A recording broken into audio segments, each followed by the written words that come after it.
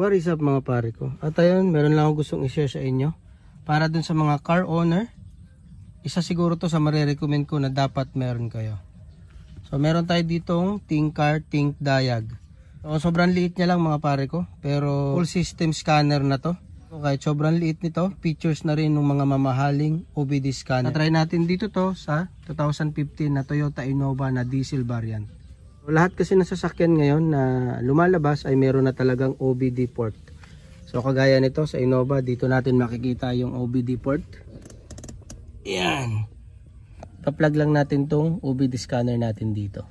Bago nyo i-plug to, ay naka-off muna yung ignition ng sasakyan natin. Ayan, milaw siya. Then may tunog siya. Yun mga pare ko, nasaksak na nga natin yung OBD scanner natin. Ang gagawin naman natin ngayon ay isususi natin yung sasakyan.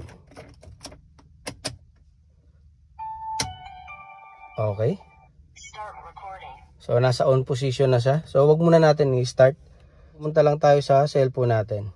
And magda-download tayo ng Think Diag app. So yan siya. Then open natin yung app. So gagawin natin ngayon ay pupunta tayo sa All Vehicle Diagnostic. So, dito nakalagay VIN decoding. Ito yung automatic search ng VIN number ng sasakyan natin. At saka pwede rin tayo mag-manual encode ng VIN number natin. So saan nga ba natin makikita yung VIN number natin mga pare ko? Makikita nyo yun sa chassis number. Huwag nyo napuntahan yung chassis nyo para hanapin lang yung chassis number. Kumuha lang kayo ng papel ng sasakyan nyo, yung CR, doon makikita nyo doon yung chassis number. So yun yung VIN number natin. So dito, di ko na ipapakita. Ilagay nyo na yung VIN number. So enter natin. Ayan. So magkukunik siya ngayon doon sa OBD scanner natin. Ayan. So hintayin lang natin. So yan, nasa on position yung susi. Okay, and then 16 pin. Europe and other country. Yan. 50%, 58%, 83%. So ayan. So yung sasakyan natin ay Innova.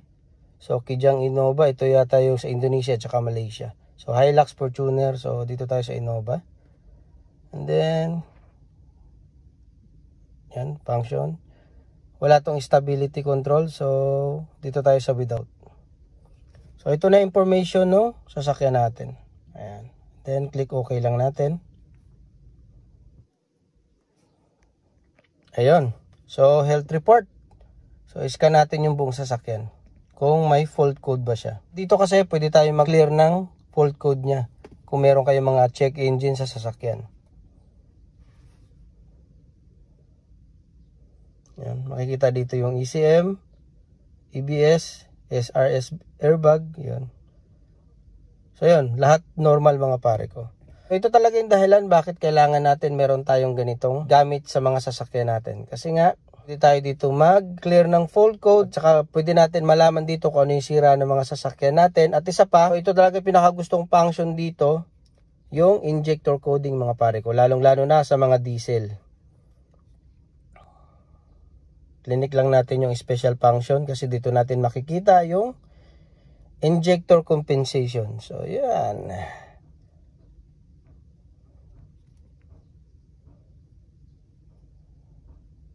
Pakita ko lang sa inyo. Ayan. Kagaya dito sa mga CRDI na sasakyan, kailangan kasi pag nagpalit tayo ng injector o kaya meron tayong injector na kinabit, kailangan natin mag-injector compensation para ma-recognize ng ECM natin. Pwede na tayo mag-injector coding dito. Yan. Malaking bagay ito at saka malaking masisave natin dito lalong-lalo na pagka umilaw yung check engine. Alright!